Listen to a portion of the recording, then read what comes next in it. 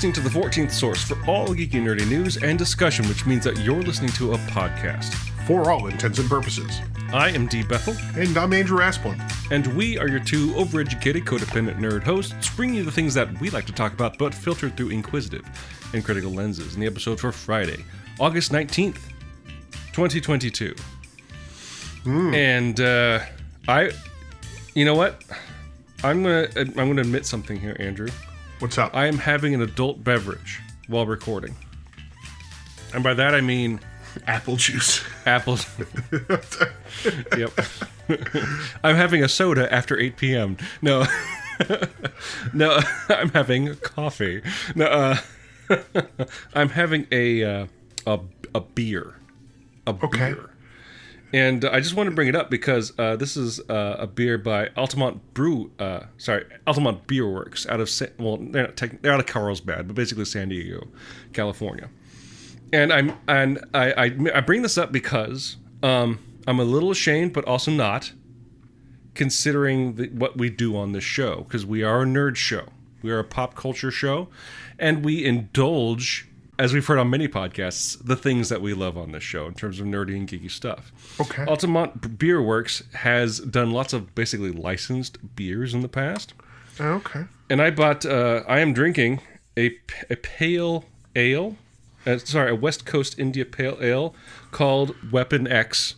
And it's got a drawing of Wolverine in the little hat and the little helmet by Barry Windsor Smith on the front, except there's a beer can stuck on his claws. So, is it actually licensed? That's a good question. It should be. That's actual official Marvel artwork, so I'd hope so. Oh, in which case, I just got them thrown in jail. So, because so many Marvel executives listen to this, you'd be surprised, as would I, because I'm sure none do. But so that's where I'm at, because I'm also we're celebrating because we're going to talk about an awesome. At least we haven't talked too much beforehand, but I'm going to assume that we both think that what we're going to be talking about today is an awesome thing, and I want to be ready for it. I want to be ready to go. I want to be feral, for lack of a better word, because and only the Weapon X beer can get me there. Shit, I'm going to stop this accidental commercial right now. Right. I mean, I was going to say, like, are they paying us for this? They have a gun to my head. I'm just asking for help. No. I didn't realize we had sponsored products on this show. Violently sponsored by Altamont Beer Works. But it's good. Is all I guess that's what I wanted to say. It's good beer, which is great because a lot of licensed stuff, especially in nerdy and geeky culture, tends to be shit. How many good licensed video games are there? Okay, can we wrap up the commercial? Because this is going on. Available at your local beer cellar for a mere $5 a can. Altamont, it's where the magic happens. Anyway, hashtag. But no, this week we're going to be talking about a new movie that we actually have seen. Which right tells there, you immediately it's not in theaters. It's streaming. That's true. But no, we're going to be talking about the newest installment, I guess, in the Predator franchise. Movie called... like the 5th or 7th or 8th movie. Sure. I see it referenced that way is because it depends on what you count. And I'm hesitant to assign that kind of designation to it. Like, yeah, if you want to count what number it is in the series. But I don't want to, assign a number to it because it's not really a sequel. It's not even really a prequel, even though it takes place before all the other Predators. I don't know. It's just a movie. It's a movie with a Predator in it, right? Mm-hmm. Well, that could be like that could be a serial killer movie, which I guess this is as well. Yeah. But no, the alien menace, the Predator, as established in 1980 with Arnold Schwarzenegger and, as you like to always proclaim, Jesse the Body Ventura. Yeah, and other people, Carl Weathers, Shane Black. This movie's interesting. We talked about it when the trailer was first released because we were both like, "What? This looks interesting," right? So why don't you throw down the basic sort of premise of this installment of the franchise for us? Well, it's, I'm going to say it, very similar to the first installment of the franchise. A predator comes to Earth, so an alien from outer space comes to Earth to hunt. To hunt things. For sport? And, for trophy collecting, I believe, is kind of the shtick. Indeed. And as it ends up, it runs into some humans, which it decides to hunt. Right. and a human hunts back. Although, and that's the movie. and all right, so, wrap it up. if you'd like to help the show, like and subscribe, all that fun stuff, ring the bell. I don't know. No.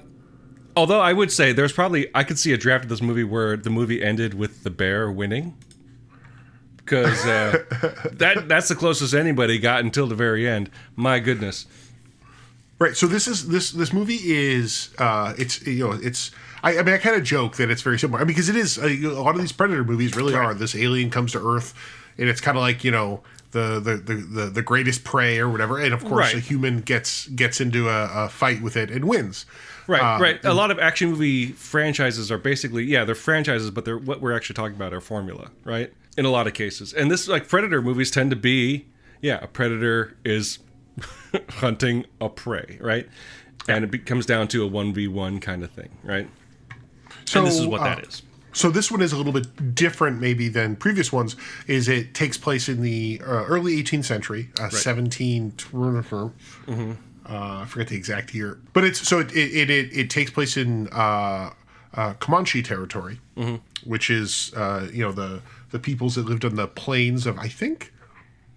I forget exactly where. Listen, this is a research-heavy podcast, dear listeners. Yeah. So I mean... We just don't... That information is just not out there, is what we're saying. Yeah. But so the point is, it's we see these Comanche people, kind of doing their thing. The story focuses on a young girl, a young woman, not a girl. She's a woman. Right. Naru, and kind of her story. We see her mother and her brother, and I believe her father. No, her father. Father's dead. Yeah, father's dead. So it's just a story of how basically this predator shows up to their neighborhood, and long story short, that Naru ends up going toe to toe with the predator, among other people. As it ends up, there's some other adventures to that, and of course that's the movie. But it's actually like it's a really I want to say I jokingly summarize it. I don't like. There's not like some great profundity to it. It really is. Alien shows up to fight. Yeah. Gets into eventually becomes a one-on-one kind of battle between our hero and the predator, and at the end of the day, our hero wins. I would debate the profundity of the movie. I think there's actually some really interesting stuff here that, because of the nature of the stories of the Predator movies and kind of when they take place, it's just not possible, right? Like this is what I loved about it, and I think they actually filmed it with intentional parallels. Like, this is an alien invading force that is terrorizing without regard of the indigenous people living there. Are we talking about an alien from outer space or an alien from across the pond? I don't know. You draw your own conclusions, and I think the movie, in that regard, the movie does in fact feature both. Exactly. To the point where I'm watching this movie going like, damn, this doesn't happen very often. I'm like, I could write a paper about this, right? Or at the very least, a blog for our website. But we'll see if that actually happens. What is your history with the Predator franchise, Andrew? And I'll go over mine after you. And just to see kind of what our context is, or what context we're bringing to this film. I know I've seen the first two movies, probably in the 90s. Sure. So I know I've seen them. I remember the first one a little bit better because it's it's kind of considered the iconic action film of the late 80s. To the Chopper? Is that the movie? I can't remember. I'm here. I'm right here. Oh, that's what it is. Yeah. I know it's that, and it's also like it's got the iconic Carl Weathers and Arnold Schwarzenegger arm clasp that gets memed a lot. Mm-hmm. And it features Jesse Ventura's classic line, "I ain't got time to bleed." I ain't got time to bleed. Which was, I believe, later the name of his memoir. So it's it wasn't like, I don't think it was ever in the original movie was not anything fancy. It was a reasonably well executed action film, for the time. The second one is not really well regarded, at least in the context of the first one, but I think it does hold a weird place in popular culture. I think I saw the second one first. I'm like, I think I liked it. I think I've gone back to watch the second one. I'm like, oh, this is not fun. But that's the one in where the alien comes to L.A. Is that right? And it's Danny Glover, if I'm not mistaken. Yes. Who has come to... Who's definitely at that point too old for that shit. Oh, without a doubt, sure. Yeah. He's probably like 42 when that movie was... But yeah, this, because I think it's not just about this, an alien that's invading an indigenous culture, which I think that's it. But there's also this notion of hunting and prey, because what we see early on is the character of Naru. Yeah. She kind of wants to be a hunter, right? Part of her community. Yeah. And they say, well, one of the things you basically, they have this thing where like you don't get to until you're able to go through a trial, right, of basically hunting something that is hunting you. Now, of course, when they say that, they're talking about lions and bears, right? right. But of course, we see this turns into or aliens from outer space. Or a cadre of white people coming through with their flintlocks. But I think you hit on an interesting point here that I think makes this movie work so well for me because, it's I think intentionally, I would argue intentionally, touching on a lot of, post-colonial sort of theory and criticism in this film. But it's also because of, not because of that, but I think it's touching on those things because it is also staying absolutely true to what a good Predator movie is, which is exactly how you outlined it at the beginning. Like, it's simple. It's a simple movie. And to the point where like dialogue is even secondary, which is something we'll talk about later. Like it's about the hunt. Mm-hmm. The writers and director of this film and the actors all working together, because it's such a simple, focused movie, they're able to have so many, what I would argue, really profound and interesting approaches to the themes that surround that premise, which are, as we mentioned earlier, sort of colonialism, but also gender roles. Right? How the idea of like people don't expect me to be a threat. That's like one of the themes underpinning the entire movie, which actually ends up getting her to win at the end, right? Or people don't perceive me as a threat, right? Mm-hmm. As well as, of course, not resource management, but conservation and respect of Mother Earth and what it provides and all that stuff. And Chekhov's mud pit. Well, now we have a title for sure. Sorry. That's the second Chekhov's title we have as well. There's a joke that with every, like in the first 20 minutes, every time Naru comes across something like a bear trap or whatever, I'm like, oh, is this Chekhov's bear trap? And like, oh, is this Chekhov's mud pit? I don't know. This is how that popular culture idea of Chekhov's gun has poisoned my brain. It's beautiful. I'm like, anyway. But the thing is, I think the argument I'm trying to make here is that this movie has been getting a lot of praise. Mm-hmm. Because it's getting to it is a Predator movie without a doubt, and it's focused and clear. But the creators of this film have been smart to say, like, okay, yes, it is simple, but does it have to be a simple story in terms of theme, character, and development? And in that case, they said, no, we can actually layer stuff on top of this and still have it be a badass action movie underneath. Right? Mm-hmm. In addition to just the basic stuff, because I think there's a conversation to be had about the timeline of what action movies are or have become, because there are 80s action movies, which I don't think that sort of template exists anymore. I think that has been subsumed by Marvel movies and superhero movies to an extent, but it's a very different formula. This movie is going a long way to show something that I think the industry often overlooks, and how adaptations of action movies into like video games or comics overlook, which is like often the most compelling action movies are not led by, and I think the most profound and impactful action movies are not led by big muscly dudes shouting one-liners. Yes, those are impactful and important and have cultural cachet, but like this is instantly not, and because it's a good movie, on the same shelf as Alien, as other movies like that have kind of broken the mold, showing like it doesn't have to be guns out, biceps out kind of thing to have a good action movie. It can be something that's different, that's unique, that's vulnerable. And this movie this movie played with that idea in such an interesting and cool way that made it a gripping kind of experience all the way through. That they played with expectations in a very effective manner, I guess is what I'm saying.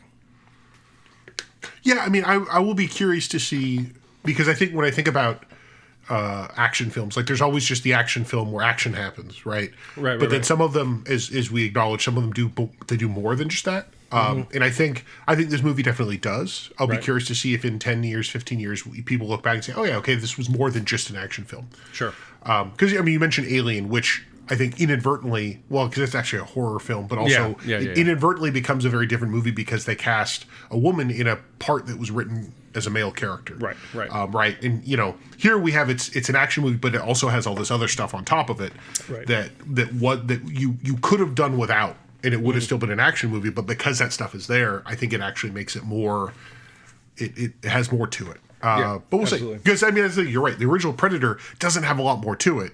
It's just an action film. Right. It's fine. Like, it does exactly what it says on the tin. Right. But, no one's having big-headed conversations about Predator 30 years later.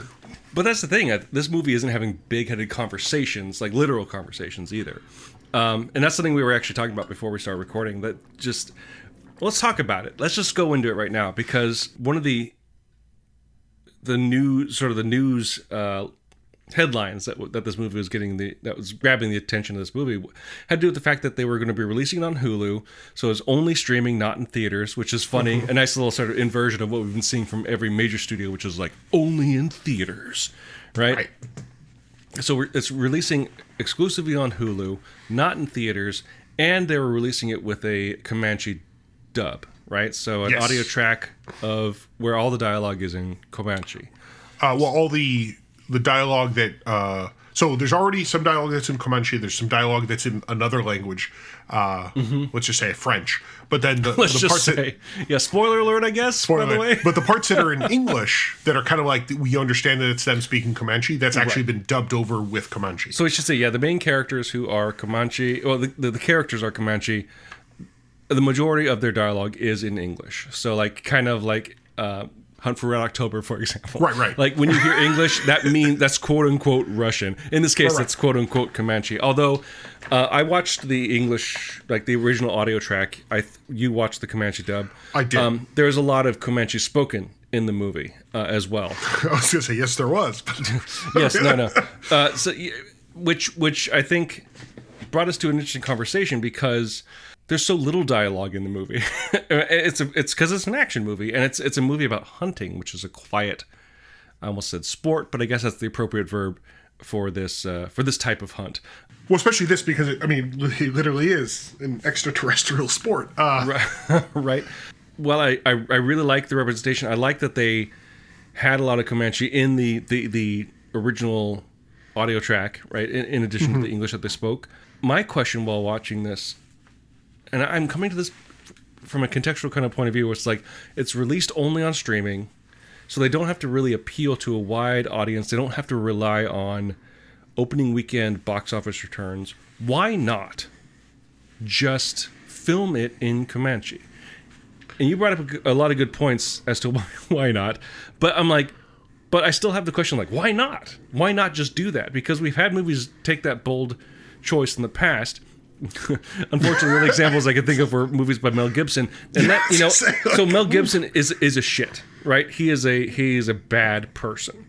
He makes good movies. The example I brought up, which is actually not the example you brought up, was Apocalypto, where they filmed it using, I think, an archaic or dead indigenous language, and then he did that again in a different movie. Which Andrew likes to call... What'd you call it? I don't like the Jesus Christ Superstar. No. No, you watched the wrong movie then, my friend. Yeah, that's no. Very different movie. The Passion of Mel Gibson. Right, where that movie was filmed in Aramaic, or and again Aramaic in quotes, because it's actually Latin, Aramaic, and Hebrew, I believe. Indeed, and those movies, maybe you could argue it's just Mel Gibson's star power, but before we knew he was a shit. But I think we might have already known. I don't know. But those movies actually did well. And so I'm like, why not? It's clear that Dan Trachtenberg, the director of the film, helmed a crew that was really respectful to the Comanche culture. People were asking questions on Twitter like, why does Naru and her brother have scars on their shoulders? And he said, well, it's common in Comanche culture that when a parent dies or someone close to you dies, you scar yourself on your shoulder. And so their father died. And so that's why they have the scar. Never explained in the movie because it's not important, right? This isn't a documentary. Right. This isn't an encyclopedia entry. But it's there because they did the due diligence. And my sort of argument is like, why not just push that a little bit further? We have people that speak Comanche. We could pay them to be on set to train the actors to do this. Why not? Why not? Right. You could do it, and then you could have an English dub for people that want it. I mean, it's a, and I think the argument I made before we started recording is I suspect that I imagine that is challenging as an actor. Sure, absolutely. And especially because I think, the main two actors we were talking about, at least I think of, are Amber Midthunder and Dakota Beavers. That's Naru and her brother Tabe. Side comment, they were awesome. Especially, yeah, they're great. But like, just the idea of like you're young people, and they're not. She's from New Mexico, native New Mexican. He's from Arizona. Mm-hmm. I don't think either of them are like of Comanche ancestry. It could be wrong. Right. But the idea that like, okay, you don't necessarily speak this. Now I want you to do a whole movie in it. Like, okay, that is a challenge, right? And it may just be that was something that it wasn't. They weren't up for it, or that just would have been challenging, and it's, I can imagine it must be tough, right? When like the only person that actually has a good grok of what the language sounds like is not the director, not the actors, not, it's like the specialist that's standing at the side. Right. That's probably a challenge, which is why I could see that like, okay, let's not have the important, character dialogue be in a language that none of us really quite know what we're saying. Right. So at least that's my guess. I mean, they could have done it, though. You're right. They could have. Right. But instead, what they chose to do was the dub, where they had, I don't know if it was the actors or someone else. I actually haven't looked that up. Mm-hmm. Just did the dialogue in Comanche, right. I think that the biggest counter argument to my claim would be that those Gibson movies had a much larger budget than I think. We actually don't know. That's true. We don't know. Because actually, Apocalypto did not have that big. It was like $40 million. Oh, really? Wow. Yeah. The house only made like $130 million, so let's not go crazy. That's not bad. And we don't know what Prey cost. Right. It probably didn't cost a lot because some of that CG is a bit sketchy. Well, I was going to say, because there's really the only, like, Amber Midthunder has some kind of some history, but she's not necessarily a big name, right? And no one else is. Right. Most of the people they have, a lot of them, like Dakota Beavers. Yep. This is his first movie. Nice. Some of the other guys, first movie. Yeah. So, which is fine. I think they all did great. But like, you can imagine they weren't demanding $1 billion or multi-million-dollar checks. So this probably was a more affordable film. Yeah. Yeah, I don't know. That is a tough thing. The one thing I will say though is I do think we're in an age where that kind of thing is definitely possible, and I think what they did do is there were, as we'll get to, there were French trappers in the film who only spoke French. Right. And I'm going to make this comment because this is funny. I was watching the Comanche dub, and when the French show up with subtitles, they're speaking French and the subtitles are in French. Right. And I was confused. I actually texted Dan. I was like, "Oh shit!" In the English version, were they subtitled or anything? Because I wasn't sure if the subtitles were broken. Right. But no, actually, they speak French, and the idea is that you, as the viewer, unless you know French, don't know what they're saying. One, I'm happy you texted me. Two, I'm offended. You assumed I was watching the original audio, which I was, but that's beside the point. I'm pretty confident you would. I knew you would because and actually one of the things I regret watching it. Sub Comanche, not dub, motherfucker. Sorry. Well, I regret. I don't regret watching it Comanche. I will probably watch it again in English because it's a different experience, right? Yeah. Just to see the performance that the actors gave when they did their lines. Yeah. That kind of stuff. My actual process, I did watch like the first 7 minutes in the original audio, and then I switched it over. I'm like, I should be watching this Comanche. What am I doing? And then I watched it for another like 5 minutes in the Comanche dub. I'm like, and then I went back. I'm like, it's the voice, the lip flaps, as they call it, weren't lining up, and it kind of bothered me. And that's because it's probably, I think English and Comanche are probably, ethnographically or whatever, they're not similar? Is that what you're saying? Yeah, they come from very different origins, so I can imagine they actually don't really match up. Yeah. But I will say that I think it's something to think about, and I want to say that the part with the French, they do that where like they a lot of dialogue. There's actually, I would argue that the French speak about as much as anyone else. Like they say a lot of shit. Absolutely, and you ostensibly have no idea what they're saying. I could, because I have the subtitles. Occasionally, I'd look it up. Like, oh, he just called the predator a bastard. Yeah, okay. And the thing is, you don't need to know. It's not important. Yeah, it's not important. It was just more of a curiosity, Yeah. But I think they can do that, and I actually like that we are getting to a point where you can film films like that, and even if they wanted you to know what they're saying, they could have just subbed them in English, right? I will link out to a video I watched a few weeks ago, apropos of nothing, but there was a Polish film that came out a few years ago called The Champion. This is amazing, and it's a fantastic use of modern technology, where obviously, being a Polish film, they filmed it in Polish, right? And then they did an English dub, as you do, right, when you release films internationally. And and I should say that the video I watched was from a channel on YouTube called the Corridor Crew, and it's where it's a channel comprised of VFX artists, and they make a lot of videos where they react to like good and bad CGI and talk about what worked well, what could have gone better, and how things could be improved. But what they did in this movie is that they brought in, for the English dub, the original actors, the Polish actors, right? And they had them record all their characters' lines in English, but they were filmed while doing so. And what they did is that they replaced digitally all the actors' faces in the movie, so that when you're watching the English dub, all of the lip flaps, as it's called, are mouthing English dialogue instead of the original Polish. And I'm like, that's insane.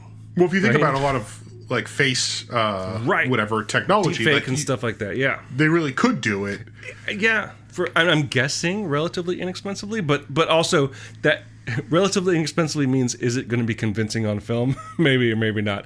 But this looked amazing, so they had some budget behind it.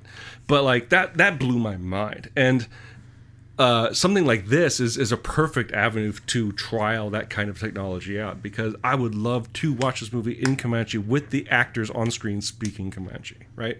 And what's cool about that example, what you're seeing is not computer animation. I guess technically it is, but it's computer animation based on the actual actors speaking English in that case, right? Mm-hmm. And that would be cool. And I would like to see that become a standard, especially considering how much money is out there in terms of, big budget movies. That can become I could easily see that becoming a standard that would make movie viewing experiences so much more inclusive, right? Especially for a situation like this, where it's a language that is spoken by so few people at this point, that should be preserved, and especially in a big budget sort of quote unquote big budget, or at least AAA, but that's video games. But like, studio size, pop culture kind of context. I want to see normal people watching a movie in Comanche with people speaking Comanche. I guess that's what I'm saying. So we talked about the important stuff. Let's talk about what was cool as shit. Were there any moments or scenes in this movie that you thought were just rad as hell? No, I'm just gonna say it. You asked. That dog. So a rescue dog, by the way. Amazing, right? It's a foster or a rescue dog. Yeah. Actually, the shelter that the dog came from was tweeting about, like, oh, we're so glad to see, like, Fido or whatever the dog's name is, doing well. And you're like, wait, that wasn't like necessarily like it was a dog they caught, and I guess it worked out really well. And so my understanding is that they included it in more of the film than they originally intended. Oh, really? Or at least they used it more than I think, because apparently the dog was great, Yeah. At least that's what I read. But yeah, I mean, like, is there a category of award for animals? I don't know. Right. But that probably not. I mean, yeah. If Andy Serkis couldn't get nominated as an actor for Gollum, I doubt this dog could get a nomination. Right. But I'd love to see that acceptance speech. Yeah. I mean, that I was really impressed with, because when you think about it, like near the, for a lot of the movie, it's you want to say, oh, it's just her. And then her and the predator, but they're like, oh, but also the dog is in quite a bit of it. Yeah. And that dog, like every time he's there, it's like he's another actor in the scene. Yeah. Who's giving her something to work with and doing whatever else. Dude, and the hero shot at the end when the dog runs up with her axe. Like, I mean, like the one thing is, the real thing is like, oh man, why did Arnold or Dutch in the original Predator have so many problems? Because he didn't have a dog. That's what we discovered. Right. Like, or an axe with a fucking tether on it. Dog. For Christ's sakes. Yeah.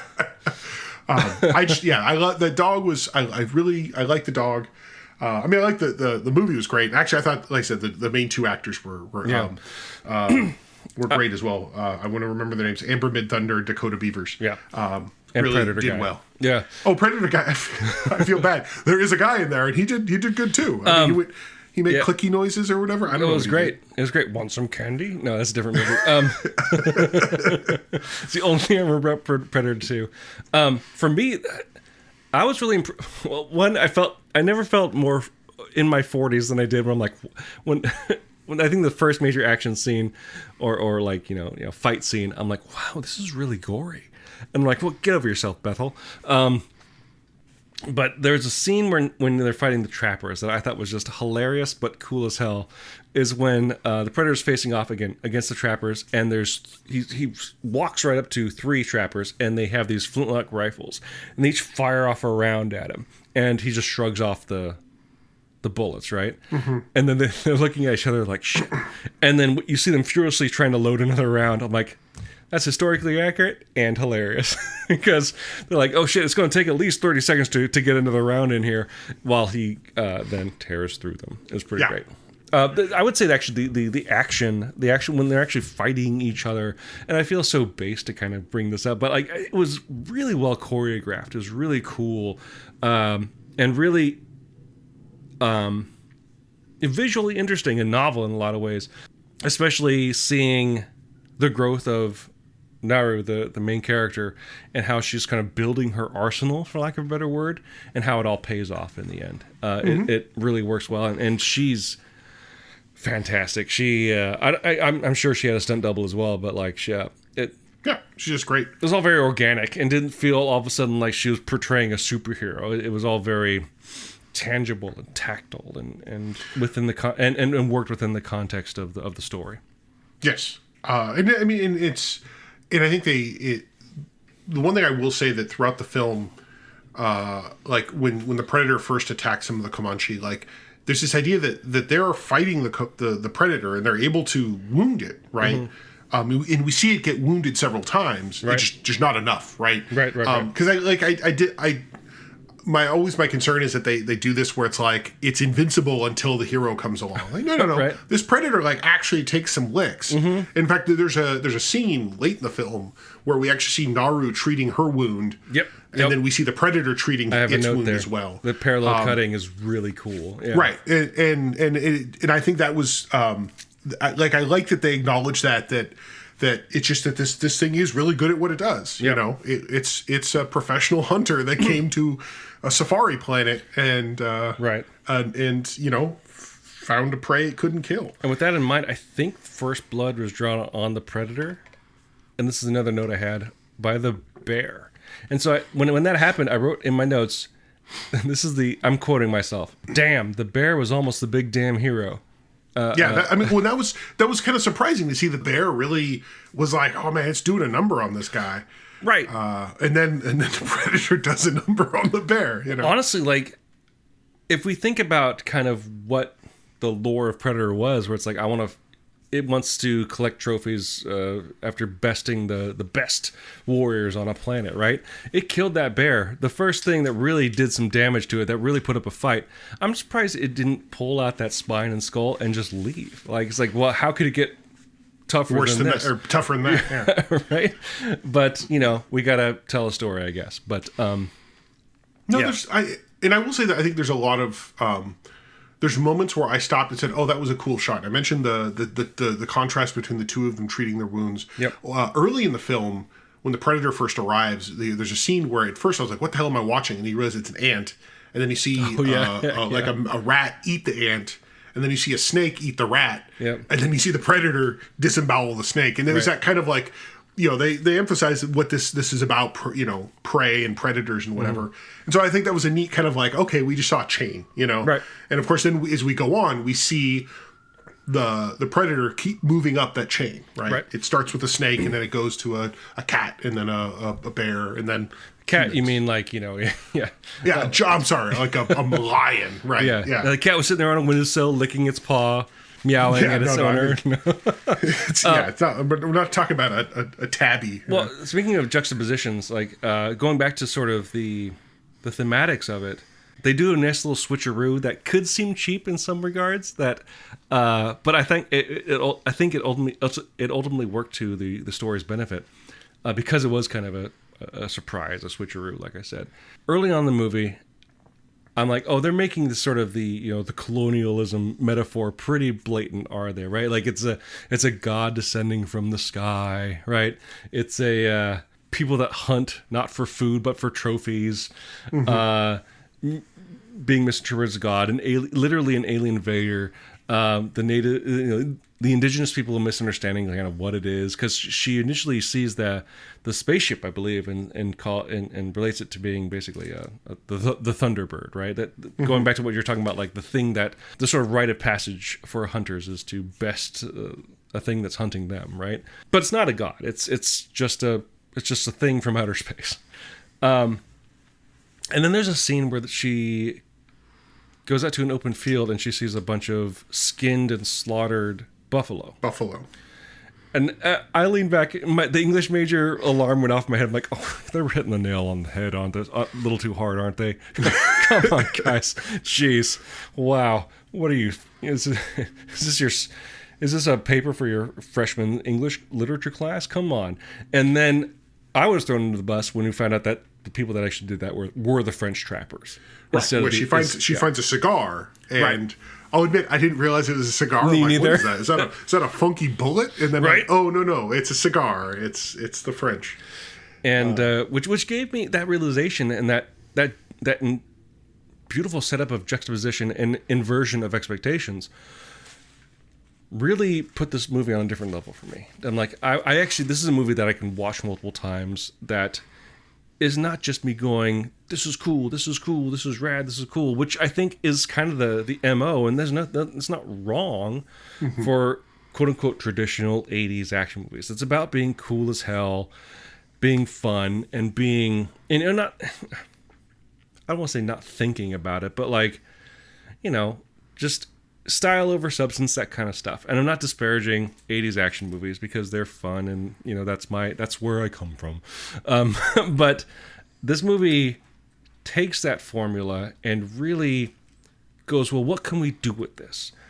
To the point where you can enjoy it just as a cool action movie. But man, there's a lot of stuff to dissect there, especially if you're a history fan. If you are, if you take notice of the hero of the film being a woman instead of a masculine male, right? Which is, as we talked about, another major part of the film. But man, I like how they tricked me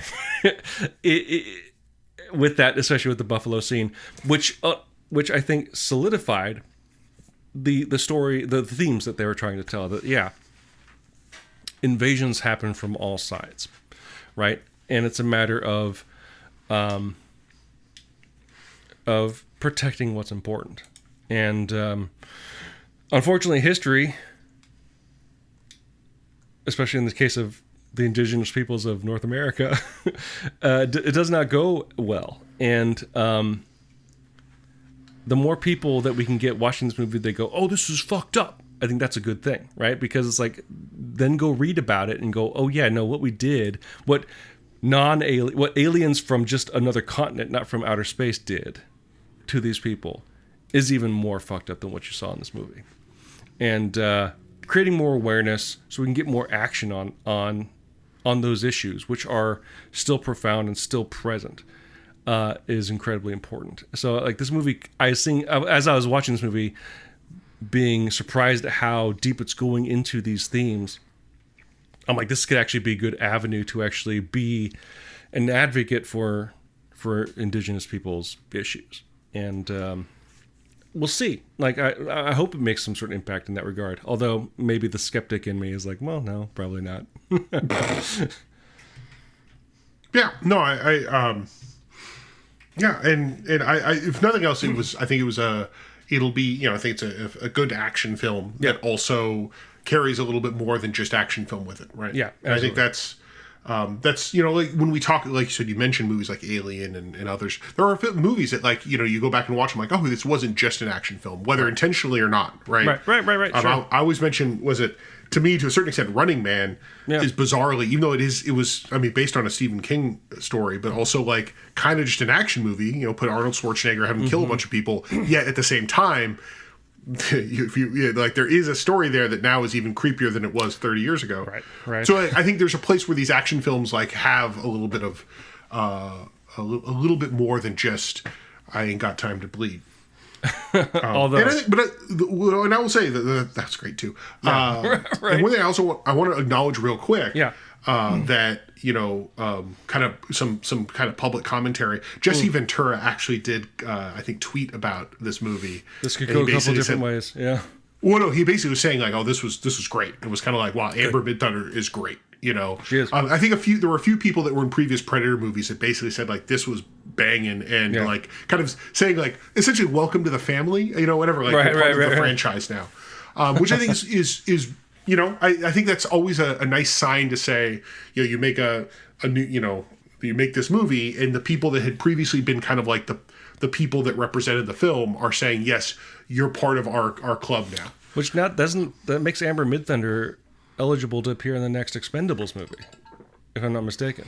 I don't think they ever did a Lady Expendables. Oh, no. I think they actually were going to, and I think they had trouble. I mean, we'll do some research. We'll figure that out. Yeah, because I've heard a rumor there was, but they wanted a certain set of women, and like most of them are like, fuck you, I'm gonna do something else. Right. Fair enough. Fair enough. Right. Whereas I think the real Expendables, most of them were kind of like, I don't have a lot going on. I'm an old man. So let's nerd out to end this. The Predator design is a little different. Obviously, it's mostly. I was reading a bit about this and some interviews with the director, I believe, or maybe it was actually one of the VFX guys, who they explicitly stated they wanted to get away from, like, the wrestler physique and more lean, more action focused, or more mobility focused. But also, I think for me, the most obvious difference is the helmet, and because it's more like it's kind of like this weird combination of organic and technological kind of thing, because he still has the heat vision kind of stuff, but it's not metal, and it doesn't look like the helmet from previous Predator films. In fact, I think the mandibles are actually visible with the helmet on, whereas before they were hidden. Did anything about the design kind of stand out to you? No, I mean, it worked. No. Like, it was. I don't. It's one of those things where I don't think I recall. I actually, while you were talking, I had to go look up Predator pictures. Like, right. Okay, and the big difference is, I think one of the things they did make a comment I read somewhere that you see things that are like from other movies, but you have to remember this is 300 years in the past, right. So there's just technology is different. So this Predator just has different tchotchkes. Right. Even aliens evolve, right? Right. But he still had that kind of recognize. He had his cloaking device. He had his thermal vision, and we even get to see Naru outsmart the thermal vision just like Dutch did, although very differently. Like, but the same idea that I guess he did too. Yeah. Pharmaceutically. There we go. Or not, whatever. Right. But I like the idea that like in the original movie, you see the scene where the main character recognizes, this thing is tracking based on temperature. And by the way, I think I can find a way to mitigate that. Right. Right. I think, and whatever orange leaves are, like, hey, okay, it works. They established that whatever it is, it makes you feel cold. That's definitely something I would pick up in a video game. Yeah. Maybe it's just because we're both Metal Gear Solid fans. I'm a big fan of Metal Gear Solid 1. I know you like the Twin Snakes, the remake, but you're more like a Metal Gear Solid. That's like your baseline started with Metal Gear Solid 2. But I started with the second one. Yeah. I saw that helmet, and I'm on the Predator. I'm like, whoa! A new challenger has entered the fight. Gray Fox has entered the building. And all I could hear was, hurt me more. But, yeah. I didn't think that.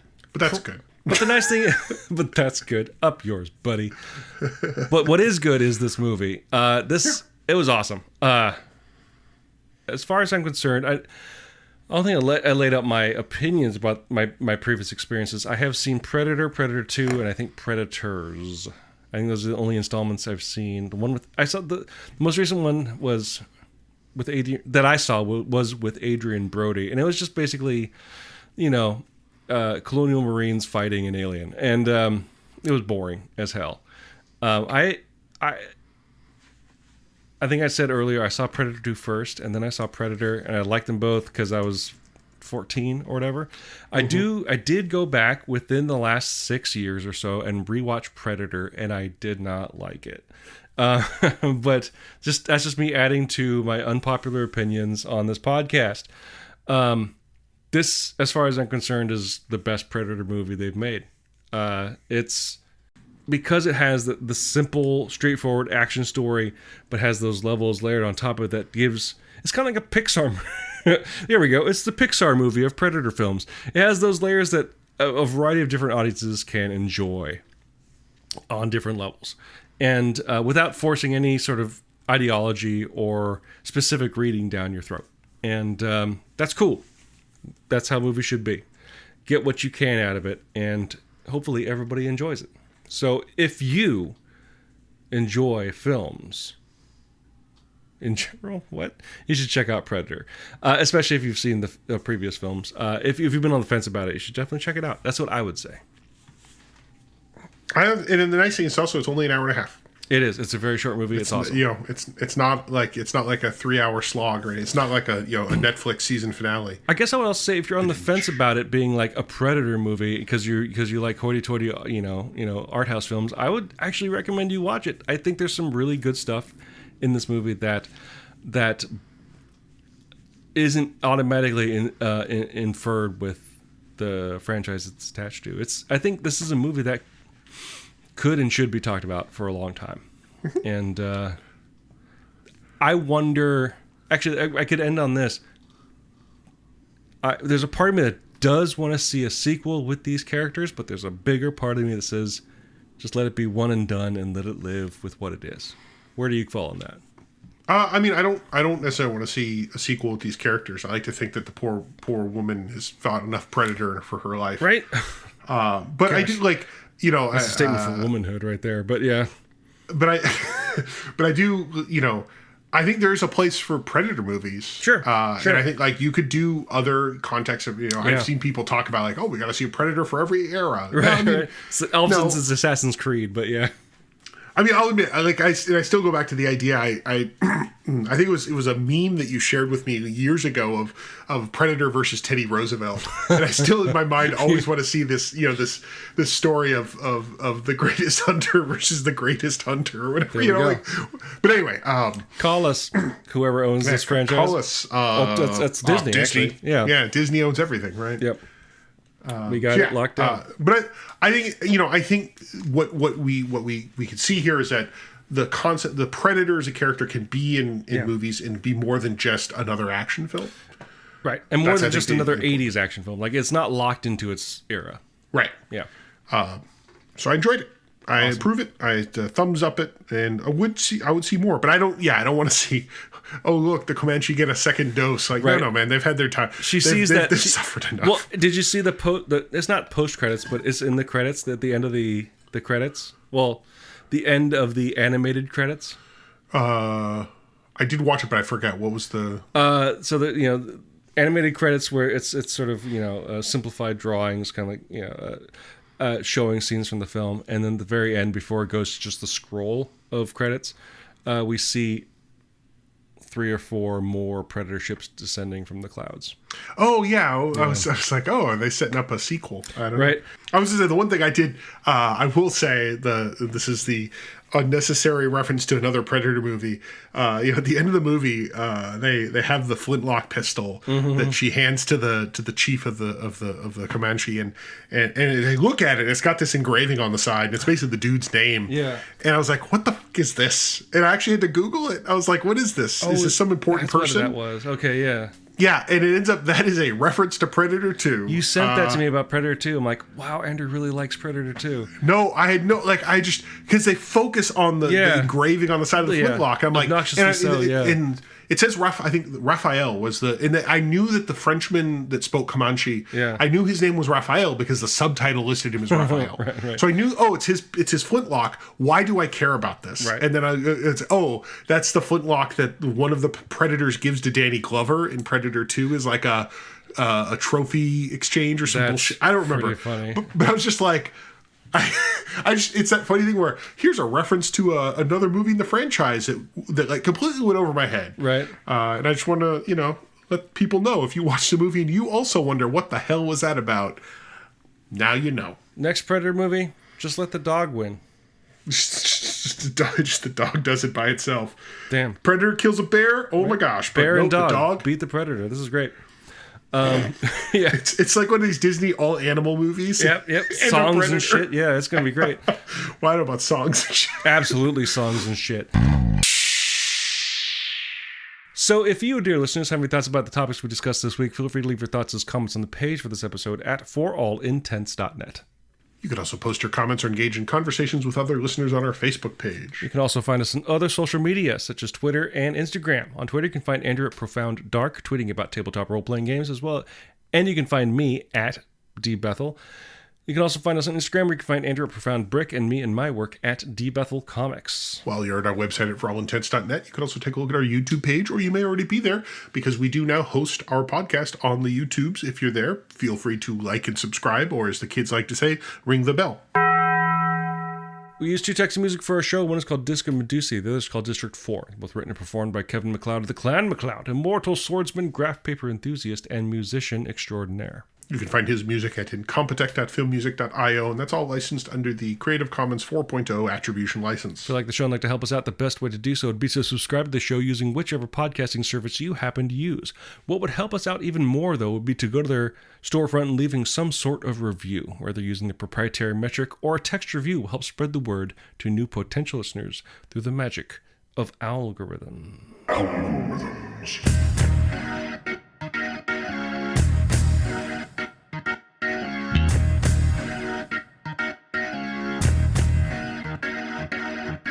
Are you excited, Andrew?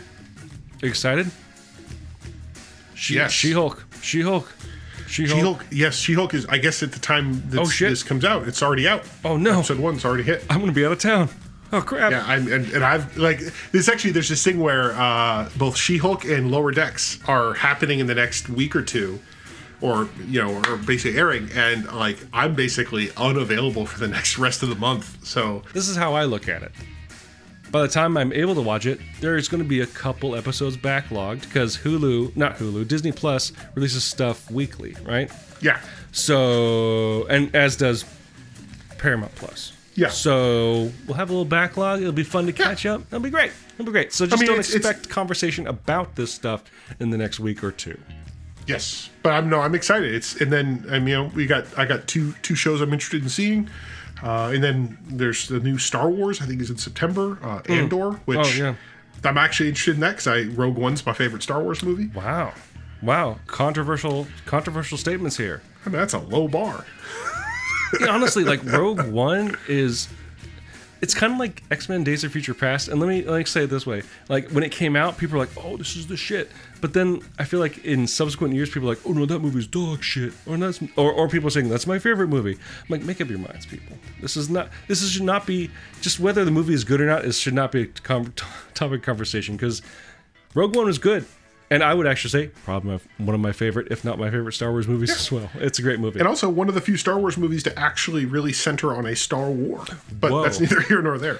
So until you actually watch a movie about a Star War, dear listeners, I'm Dee Bethel. And I'm Andrew Asplund. And for all intents and purposes, that was a podcast.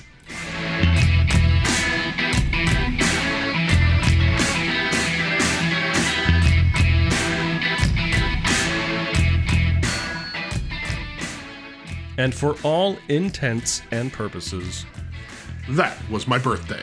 Happy birthday, Andrew. You're turning 27. Again. And again. And again. And again.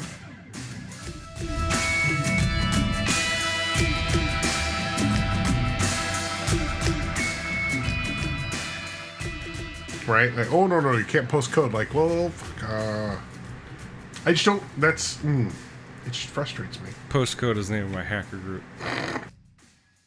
I think their Latin was fucked up too. They spoke Church Latin, if I recall. Yeah.